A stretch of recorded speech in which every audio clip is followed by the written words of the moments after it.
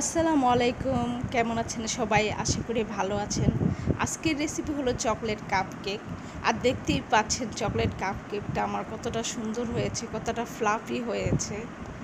আমার রেসিপিটা সম্পূর্ণ আপনারা ফলো করবেন, তাহলে ঠিক আমার মতোই আপনারা একটা কাপ কেক বানাতে পারবেন। এটা দেখতে যেমন সুন্দর, খেতেও অসম্ভব মজার। চলুন রেসিপিটা শুরু করা যাক। আমার আজকের রেসিপির জন্য লাগবে ময়দা আমি এখানে 4টা ডিমের জন্য 2.5 কাপ নিয়েছি, কারণ 4টা ডিমের জন্য 2.5 কাপটা একটা পারফেক্ট মাপ। আর ময়দাটা এখানে ভালো মতো চেলে নিতে হবে।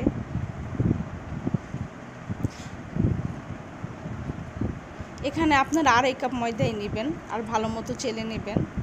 চালা শেষ, এখন আমি দিয়ে দিলাম বেকিং সোডা আর বেকিং পাউডার। এখানে আমি 1 চা চামচ বেকিং পাউডার আর 1/2 চা চামচ বেকিং সোডা দিয়ে দিচ্ছি। এটাও ভালো মতো চেলে নিব। চেলে নেওয়া শেষ, এখন আমি দিয়ে দেব কোকো পাউডার। এখানে আমি 1/2 কাপ কোকো পাউডার নিয়েছি। আর কোকো পাউডারটা খুব ভালো মতো চেলে নিতে হবে। চালা শেষ, এখন সব উপকরণগুলো আমি একটা স্পুনের সাহায্যে মিশিয়ে নিব। আপনারা হুইক্সের সাহায্যে মিশিয়ে নিতে পারেন, সমস্যা নেই। ভালো মতো মেশানোটাই হচ্ছে মেন কথা। এখানে আমি 4টা ডিম নিয়ে নিয়েছি। 4টা ডিম এখানে রুম টেম্পারেচারে থাকতে হবে অবশ্যই। ফ্রিজের থেকে ডিরেক্ট নামালে কেকটা ভালো মতো হবে না। তো ইলেকট্রিক বিটার সাহায্যে আমি এখানে ফোম করে নিয়েছি। একটু ফোম করার পরে যখন ফোমি ভাব চলে আসবে তখন দিয়ে দেবেন চিনি। এখানে আমি প্রায় 1 কাপ পরিমাণ চিনি নিয়েছি। আর চিনিটা একেবারে ঢেলে দেবো না, খুব অল্প অল্প পরিমাণে আমি চিনি দিয়ে বিট করব, কারণ একসাথে যদি চিনি দিয়ে দিই তাহলে এটা দলা পাকিয়ে যেতে পারে। যদি আপনারা মিষ্টি আরও বেশি পছন্দ করেন তাহলে এখানে 1/2 কাপ চিনি বা 3/4 কাপ চিনি আপনারা ইউজ করতে পারেন বেশি। আমি যদি অত বেশি মিষ্টি খাই না, তো আমি এত চিনি ইউজ করিনি। বিট করার পর এখন দিয়ে দেবো আমি 1 চিমটি লবণটা দিয়ে হালকা একটু বিট করার পর এখন দিয়ে দিব তেল। এখানে আমি প্রায় 1/2 কাপ তেল নিয়েছি। 1/2 কাপ নিলে এনাফ, এর বেশি তেল লাগবে না। আর অবশ্যই তেল দেওয়ার পরে খুব বেশি বিট করা যাবে না, কয়েক সেকেন্ড বিট করতে হবে, 5-6 সেকেন্ডের মতো।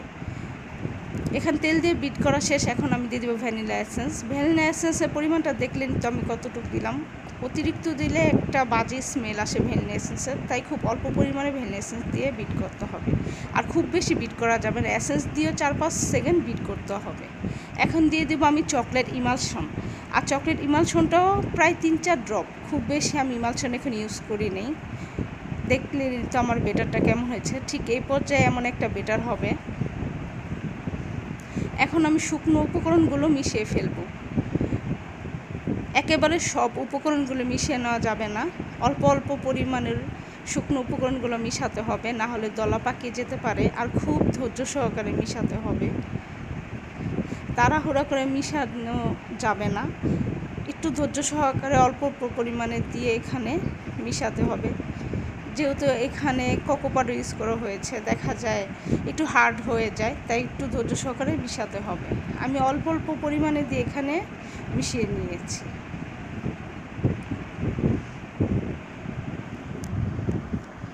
উপকরণগুলো আমার মিশানো শেষ। ঠিক এই পর্যায়ে আসার পরে আমি দিয়ে দেব এখানে গরম দুধ।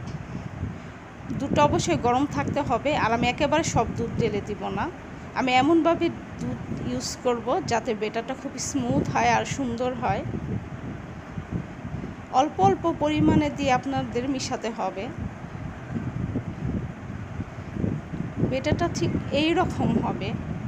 আপনাদের যতটুকু দুধ লাগে আপনারা এই অল্প অল্প পরিমাণ দিয়ে মিশাবেন। মেশানোর পর যদি দেখুন যে না, বেটারটা এমন হয়ে গেছে, তারপরে আর দুধ মেশাতে হবে না। এখানে আমি এক কাপ কেকের মোল্ড ইউজ করেছি, আর মোল্ডের মধ্যে আমি বেটারগুলো দিয়ে দিলাম। আর এখানে একটু চকলেট চিপস আমি ছিটিয়ে নিয়েছি, কারণ চকলেট চিপস দিলে কাপ কেক খেতে আরও ভালো লাগে। আমি যেহেতু ইলেকট্রিক ওভেনে করব, তো ওভেনটা আমি 150 ডিগ্রিতে 10 মিনিট প্রিহিট করে নিয়েছি। তারপর আমি 160 ডিগ্রি সেলসিয়াসে আমি প্রায় 20 মিনিটের মতো দিয়ে দিব ওভেনে। 20 মিনিট যদি না হয়, পরে আপনারা চেক করার পরে 5 মিনিট আরও বাড়িয়ে দিতে পারেন। এই তো আমার কাপ কেক, দেখুন মাশাআল্লাহ কত সুন্দর হয়েছে, ভিতরেও কোনো কাঁচা ছিল না। আমার 20 মিনিটই লেগেছে, 20 মিনিটে মাশাআল্লাহ পারফেক্ট হয়ে গিয়েছে। আপনাদের ওভেন অনুযায়ী বুঝে কম বেশি করতে পারেন। ভালো থাকুন সবাই।